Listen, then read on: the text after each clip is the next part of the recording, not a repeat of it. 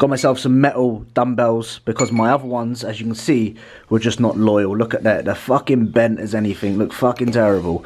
Not loyal at all. So got myself some hardcore dench motherfuckers. These must be about 2 or 3 kilos each. That's not light. These are quite heavy and dench and a lot more safer compared to these ones, which I was pressing like 45 kilos with. And when you're pressing it, I'm scared for my life. But now I can feel a little bit safer with these. Posted it on Instagram and immediately regretted it because people were like, bro, where'd you get them from, bro? Oh, okay, so this is what I did. I went onto Google, I typed in adjustable dumbbells for sale. I then went and saw, oh, eBay is selling some. Guess what? I bought some, and guess what? They came to my fucking door. It's not fucking hard, you bunch of fit cunts. Fucking immediately regret doing that. People think I'm a joke. They just think I'm a fucking joke. Yes. Fruit pastel lollies. These are the fucking goats. Little taste test of the bad boy. Very good. Posted one of these on my Instagram the other day and people asked me how far I can go down. As you can see, not very well. Because don't suck dick. Came to the top of the hill. It's like a 2-minute walk from my house. It's lovely. Do 2 walks a day, 2 hill walks a day. 1 in the morning, 1 in the evening time, 5,000 steps each. So the first time in about 5 years, I'm feeling good. I'm not worrying about what other people think of me, you know. I'm not worrying about, oh my god, if I go out, are people gonna judge me by the way I look? I literally don't care right now, which is good. It's taken me 5 years to learn that, which is sad really. At the end of the day, like, you should be comfortable within yourself, you know. You should bodybuild and like your physique. I've always been that type of person that never has, and I've always wanted more, and that's why you probably see in my videos I'm quite harsh and quite negative upon myself, because I always want more, I always want better. But I'm feeling good. I'm in a t-shirt, I'm not worrying about what I look like. Little micro step in Georgie boy's lifetime.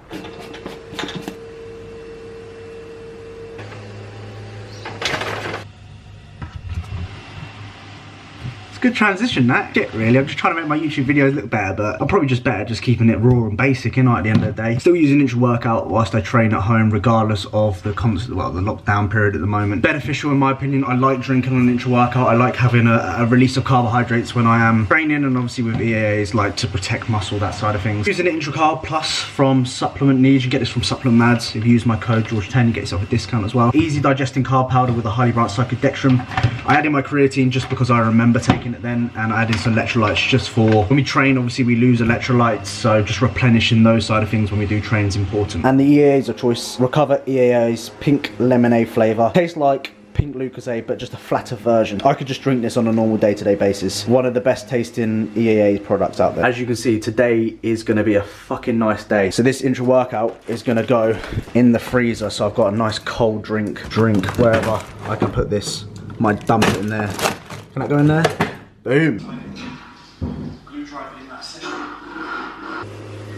Never been one to have any motivational issues at all. I just keep to my normal routine. This is exactly what I would do if the gyms were still open still. I'd still sit down, still fill out my logbook, still watch Train by JP videos, still just relax. I would still stick it. What's that noise? You just want to shout, shut up.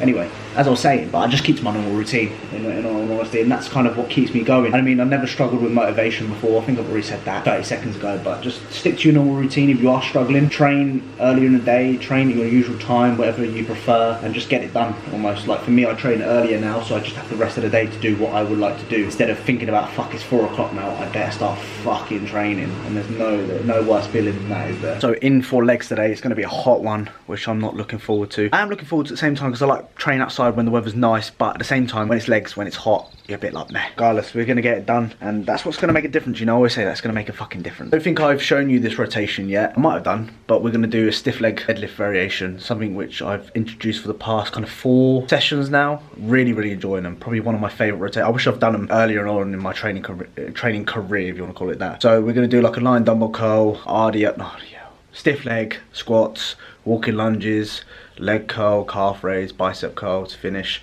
And I'm just going to go through how I usually would do with this setup. So if you are, I think you are enjoying these, let me know. It would be nice to hear some feedback regarding the training footage and stuff like that, whether it's giving you some sort of insight and helping you out, that would be greatly appreciated, because I fucking never know. I never get feedback on these videos. Up first is a line dumbbell curl. What I would probably recommend trying to do with this is add in a band so you have constant tension throughout, because what you probably notice is when you go past 90 degrees, you just have zero tension on the hamstrings at all.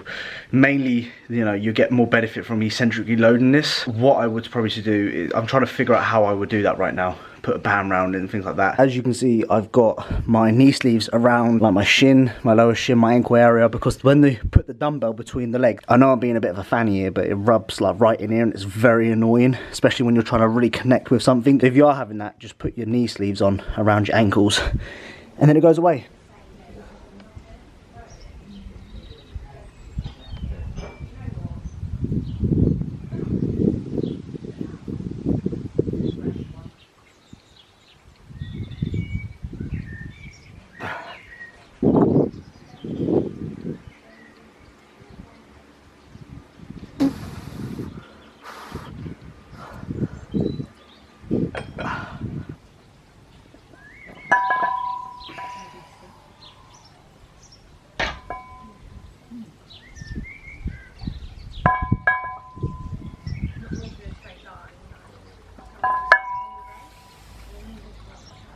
So final warm up, just preparing for the stiff leg deadlift. Taking my time. I'm so used to doing like an RDL variation that it's very hard to remember to actually stiff leg instead of, you don't want to directly stiff leg completely, but you do want to make sure it's not like an RDL. I see so many people do RDLs and claiming it's a stiff leg. It's not. I've done about 5 warm-up sets prior to my working sets. Really taking my time warming up, ensuring that it all feels good, all feels on the money, and then when we do go into our top set, we're not going to fucking pull a hamstring or anything like that.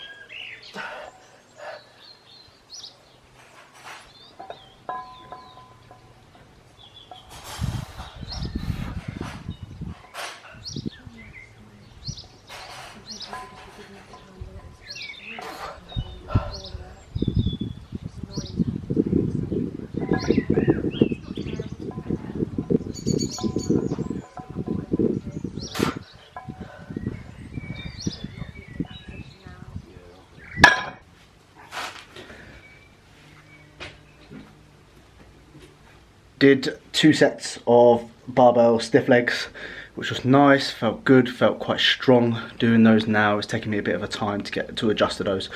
We're now moving on to barbell back squats. Look how bent that is. It's not good. The rack is still hanging on. A couple of months, 8 weeks later, it's still surviving. However, my bar isn't. It's looking a little bit dodgy, which is not good. So I don't know how much I can load in this rack. A lot of people always ask me that. I think I can put about 140 kilos on here without it breaking so far. So I haven't tried more, but if I do more, then of course I will let you know. I think I've got a spot coming through. That doesn't look good.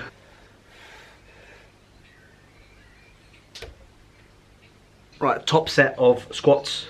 Song of choice is Rover by S1. I don't know who the fuck it is, but Shawty got her best friend, pull up in a Rover. Something like that. Wear a belt. Always wear a belt when squatting.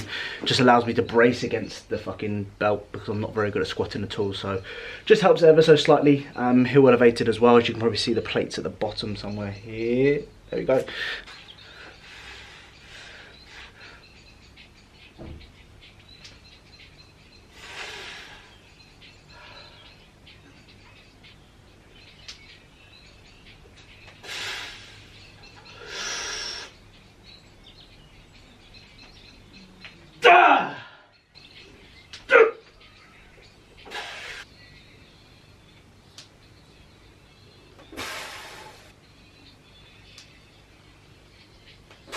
Squats actually felt surprisingly good today. I still don't think, for me, they're the best leg builder out there for like a squat variation. I respond better to like a hack squat, a V squat or some other squat machine variation where I can isolate my quads, for example, a little more. But at the moment we're obviously playing with what we can do, and I actually am getting better at them, which is important. As long as I'm improving them in some aspect, whether that's loading or just connecting with them better, that's good. However, I would still rather probably a Smith machine, hack squat, leg press, V squat, any squat variation other than a barbell back squat, because I break down and I use a lot of my lower back, especially towards the end, which I'm not keen of. Like, if you finish your barbell back squats and your lower back is pumped, is that good? Absolutely not. I don't think it is. So I did a walking lunge down the whole way of the alleyway. That was fucking hard. That made me feel sick. One of those ones where it just makes you feel terrible afterwards, like just not good, absolutely bad from doing that. Legs felt like jelly, and it's quite far. I don't know how far that is down there, but fucked. I think you need to do, if you are training legs, you need to do some sort of lunge, split squat variation just for your side shots. So when you're standing on stage, if you are standing on stage, then you're gonna get that detail through the hamstrings, quads, glutes, tie-in. It's gonna look really, really good.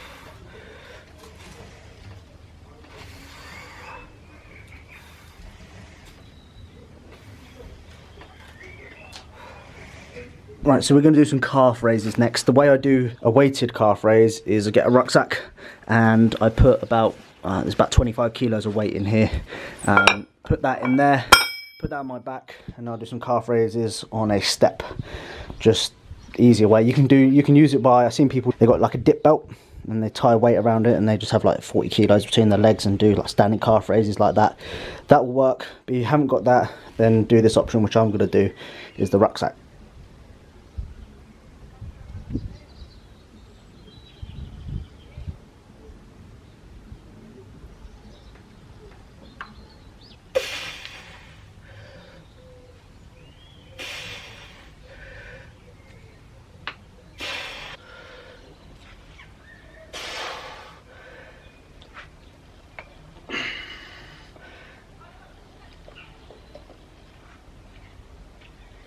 Final movement of the session is going to be a bicep curl to finish. Just a little bit of top up for the biceps. They can get away with loads of volume, so just tag it along at the end of. Oh look, there's Max. Hello Max. Hello. Hello. Hello you. He's had a haircut. Hello.